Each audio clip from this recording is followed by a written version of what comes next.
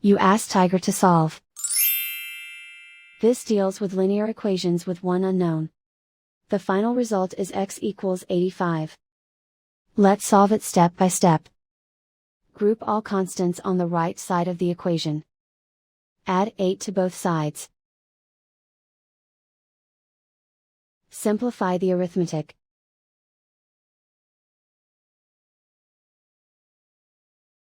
Isolate the x. Multiply both sides by inverse fraction 5/1.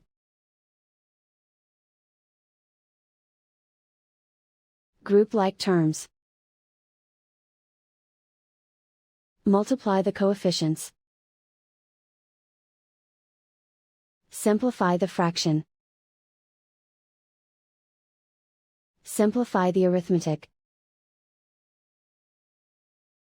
And so the final result is x equals 85.